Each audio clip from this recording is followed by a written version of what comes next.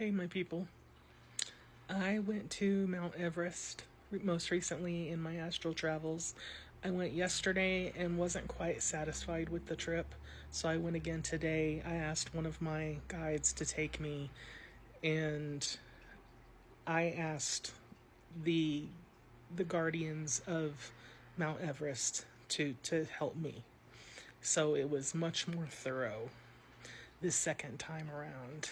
And first, what I got was that the climate, of course, it's so harsh. It's windy. It's freezing cold. It's dangerous. Not for the faint of heart. And I was like, well, yes, and then I got visions of all the trash and waste left behind by people who trek the mountain or attempt to trek the mountain. They leave behind their trash, their human waste, their used up oxygen tanks. They abandon their tents, all kinds of stuff. And then there are the people who perish on the side of the mountain, and they're just left up there. And not only is this an environmental disaster for the mountain herself and for the people who live near the mountain, it's disrespectful. And the people who do these things, this is like a karmic load for them. And I'll try to explain that further.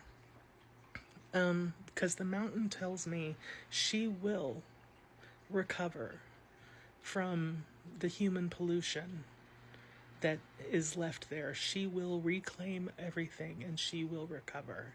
She'll be fine. But the people who mistreat her and disrespect her and take the journey lightly, don't take it seriously, they are adding to their karmic load. They are signing up for future lessons and opportunities to learn lessons from nature, whether this life or the next. And the people who perish on the side of the mountain, they're essentially sacrifices, because I want to say it's how they chose to pass, but they didn't do so consciously.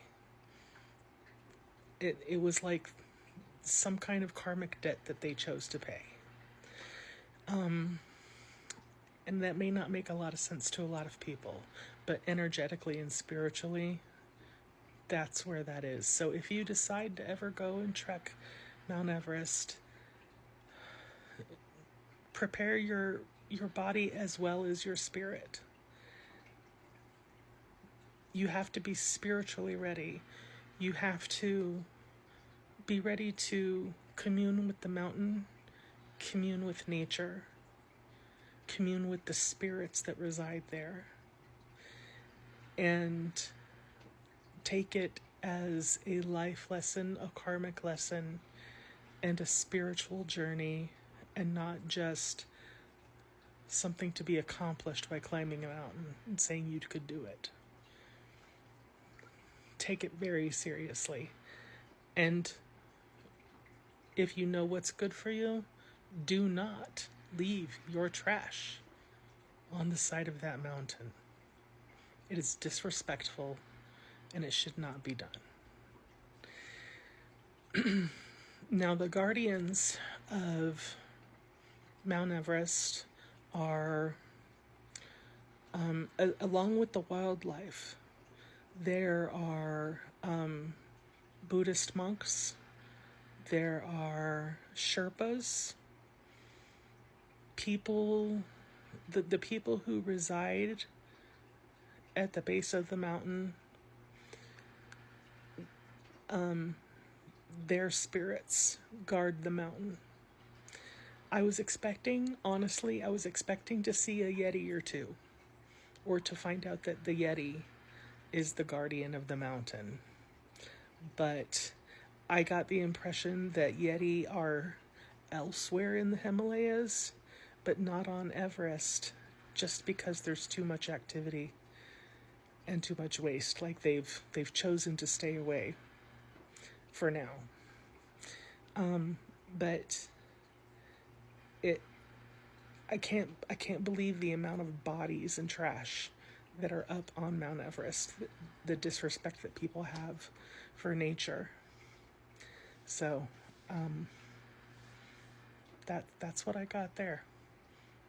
Sorry, I didn't get anything profound. Okay, anyway, stay weird. Love you.